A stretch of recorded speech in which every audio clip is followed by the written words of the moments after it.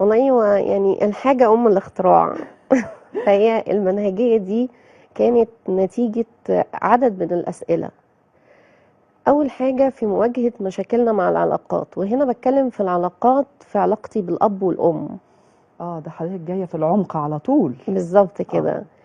لما يحصل مشكلة بيني وبين والدي مثلا على سبيل المثال، وكل ما اجي احاول الطف الجو بيني وبينه الدنيا تعقد اكتر. مم. اذا في هنا مشكلة بس مم. انا مش قادر احط ايدي عليها. ده كان اول سؤال محتاج اجابة. ده كان اول الطريق. طيب ايه تاني؟ يا ترى هو ربنا سايبنا في الدنيا اللي يلطش فينا يلطش، والله ولا ده اللي يأذينا يأذينا، ولا سؤال تعب الناس كلها. هما في الحقيقة السؤالين دول كانوا ورا المنهجية دي. مم. ازاي امشي حياتي في الحياة وانا مطمن؟ مش مهم ايه هي المشاكل. مم. مش معنى اني مطمن مش معناه اني مفيش مشاكل، لا، معناه ان انا عندي قدرة على مواجهة المشكلة، عندي الادوات اللي اواجه بيها المشكلة. ده مفهوم الادراك، لان كلمه ادراك دي هي اللي جديده، يعني ادراك الاطمئنان. فهنا الادراك هو الادوات والمفاهيم اللي انا محتاجه اطبق بيها الاطمئنان.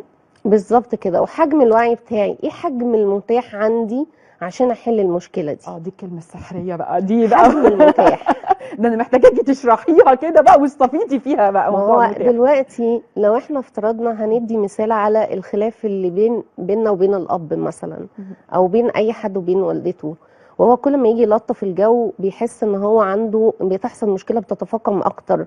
هو هنا محتاج يقف مع نفسه ويتراجع تماما عن فكرة ان هو يلطف الجو، ويبدأ يقعد مع نفسه يشوف ايه التهديد، نوعية التهديد اللي مسببها الاب، او تصرف الاب او تصرف الام. مم. ليه؟ لانه هنا اللي بيتحرك مش وعي، اللي بيتحرك لا وعي، اه. نتيجة حاجة طالبها الأب، أو حاجة بيحاول يقنعني بيها أو يفرضها عليا. الفرض اللي بيعمله الأب ده أو بتعمله الأم هو بالنسبة لي مثابة تهديد. ففي نقطة للتهديد جوايا أنا، مم. هي دي اللي كل ما أجي ألطف. تخيلي كده أنت داخلة تلطفي الجو بينك وبين بابا وأنت جواكي حاسس بالتهديد. مم.